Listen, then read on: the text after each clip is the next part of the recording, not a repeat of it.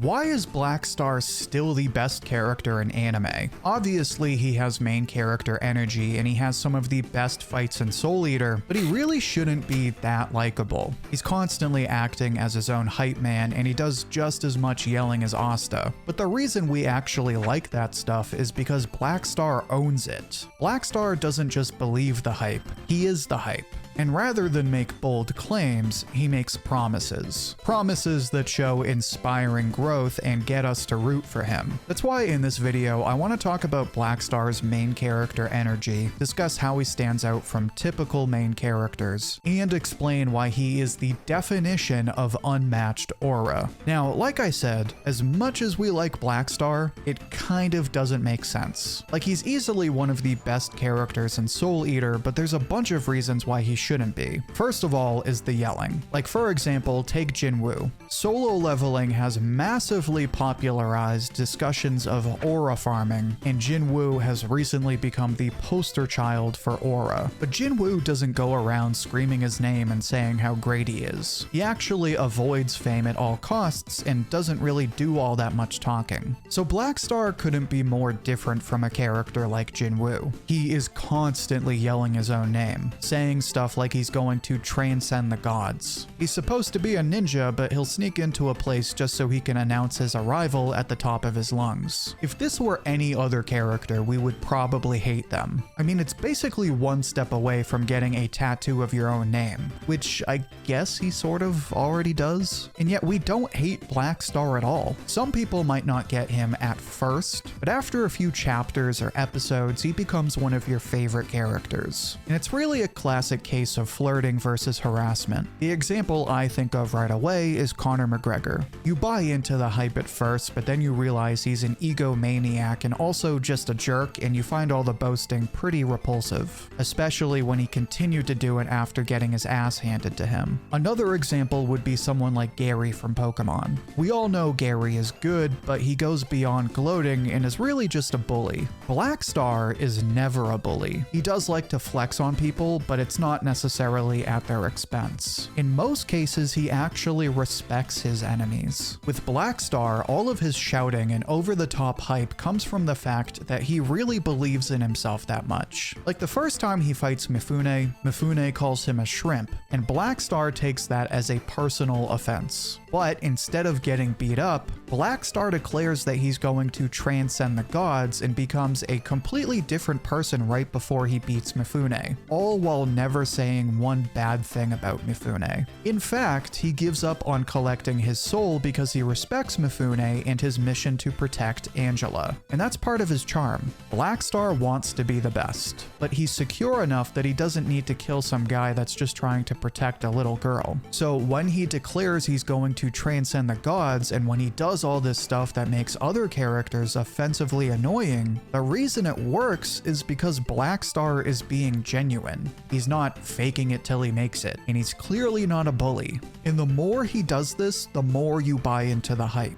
That being said, Black Star does this kind of thing so often that it can get old. But there's a simple reason why it actually gets better throughout the story. Actually, real quick before I get into that, make sure to become a channel member if you're enjoying the video. You get custom emojis and loyalty badges to show off during our weekly live streams, and you can pick which series I cover next. But like I was saying, it isn't just the fact that Black Star loves to be extra. The fact that he does it all the time makes you wonder why we still like him. Like, I really don't think there's a character that hypes himself up more than Black Star. But part of the reason it just works is because Black Star is the type of character that we want to root for. When it comes to hype, there's a spectrum, so to speak. On one end, you have your classic underdog character like Naruto, a character that really has no chance of winning on paper, but fights anyway because he believes in himself. On the other end, you have a character like Gojo, a character that is objectively stronger than everyone else and owns it in style. So when he flexes on people, you love it because that's just his brand.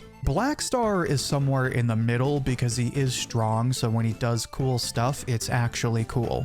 At the same time, Black Star is also a small character who's kinda stupid and can't win these fights on his own. But that's what makes you want to root for him. It's the perfect sweet spot where you want to root for him because doing cool stuff is just what he does, but you also want to root for him because he's a bit of an underdog. For example, I was rereading parts of Soul Eater before I recorded this video, and there's a scene where Black Star meets Tsubaki's father and he's just spinning in circles like a kid trying to make himself dizzy. He then explains with zero irony that he knows he's going to be there for a while, so he wants to spin the Earth's axis so that, quote, the world will keep revolving around him. If this were any other character, you'd be like, who does this guy think he is? But because it's Black Star and because that's totally on brand, this is absolutely hilarious. Plus, like we mentioned, Black Star isn't a character like Gojo that's always winning. As a matter of fact, he suffers a pretty important loss early in the story.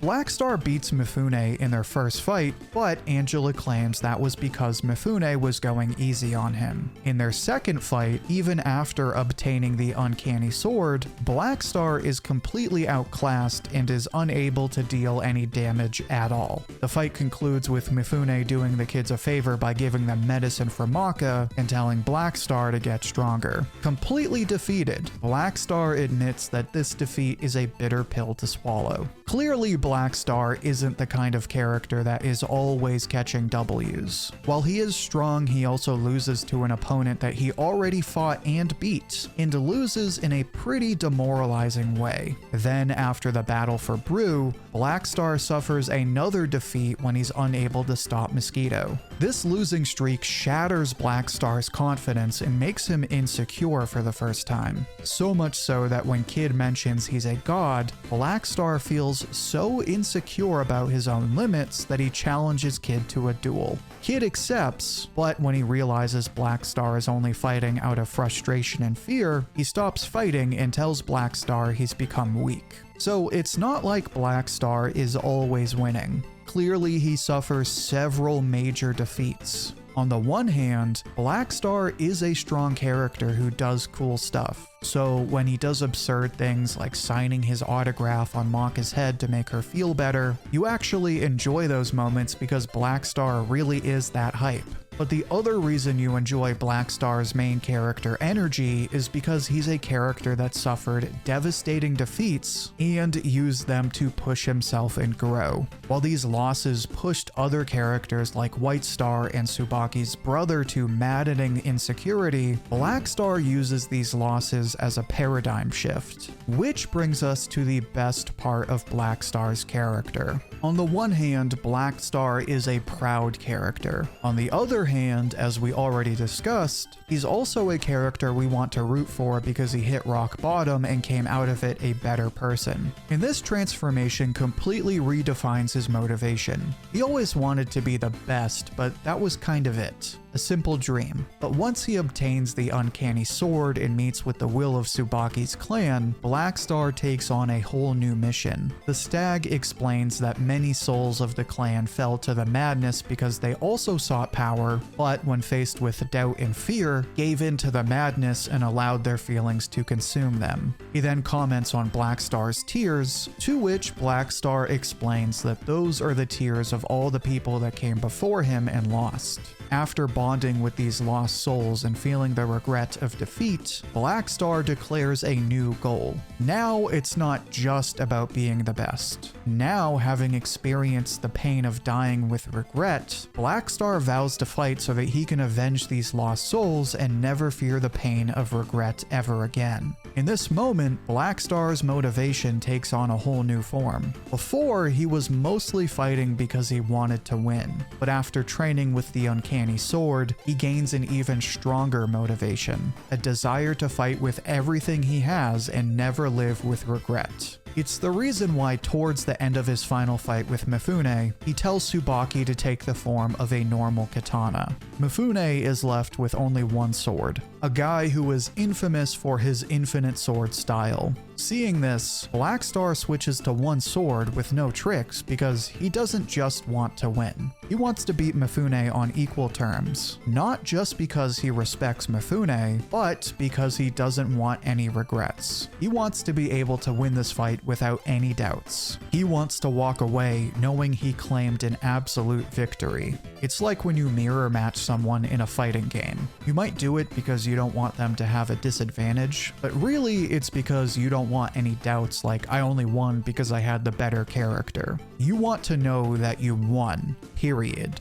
It's funny because this is the same quality people find annoying in other characters like Bakugo from My Hero. They don't like when a character is obnoxiously obsessed with winning. But with Black Star, it's not because he's obsessed with being the best. In fact, that's what was causing him to spiral into madness. With Black Star, it's about living without regret, fighting in a way where he knows he transcended himself. This is why Black Star makes everything special. When Black Star pulls up on the raid against Baba Yaga Castle fashionably late and declares his arrival, it's not because he wants to be a showboat. It's because he wants to show up in style. This is a big fight that he's been training for, so instead of silently walking in or sneaking around, Black Star shows up and shouts his name for everyone to hear like the walk-in intro at a title fight. And that's the charm of Black Star. With someone like Gojo, his hype comes from the fact that he's the strongest.